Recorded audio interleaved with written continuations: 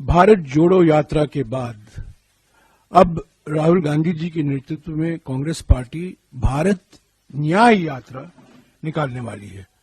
14 जनवरी से लेकर 20 मार्च तक 6,200 किलोमीटर लंबी भारत न्याय यात्रा 14 राज्यों से गुजरेगी।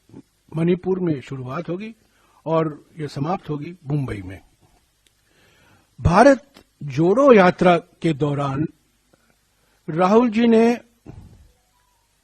3 मुद्दे उठाए थे।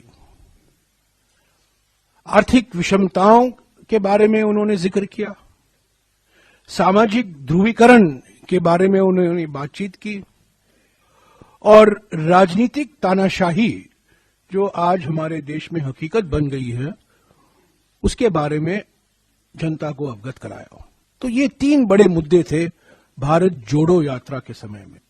उन्होंने अपनी आवाज बढ़ती हुई आर्थिक विषमताओं के बारे में, बढ़ती हुई सामाजिक ध्रुवीकरण के बारे में और बढ़ती हुई राजनीतिक तानाशाही के बारे में उन्होंने अपने विचार जनता के बीच में रखा। वो मन की बात नहीं थी, वो जनता की चिंता थी। लोगों से सुनने के लिए भारत जोड़ो यात्रा निकाला गया था। अब ये यात्रा दूसरे चरण में भारत न्याय यात्रा है।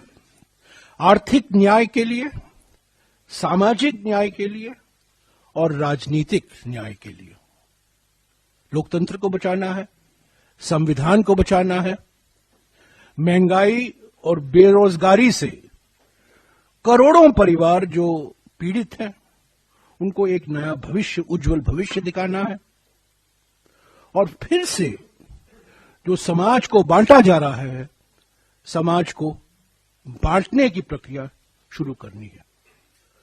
तो पहले भारत जोड़ो यात्रा, भारत को जोड़ने के लिए, और अब भारत न्याय यात्रा, ताकि लोगों में हम आश्वासन देंगे कांग्रेस पार्टी की ओर से, राहुल गांधी जी की ओर से, कि कांग्रेस पार्टी वचनबद्ध है लोगों को, आम जनता को आर्थिक न्याय, सामाजिक न्याय और राजनीतिक न्याय पूर्ण तरीके से उपलब्ध हो। तो यही है पृष्ठभूमि भारत न्याय यात्रा का। इसकी डिटेल अगले कुछ दिनों में हमारे महासचिव संगठन आपको देते रहेंगे, पर मोटे तौर से 14 जनवरी को ये शुरू होगा, 20 मार्च को समाप्त होगा। मणिपुर से मुंबई। भारत जोड़ो यात्रा में जम्मू और कश्मीर और दिल्ली के अलावा 12 राज्य शामिल थे।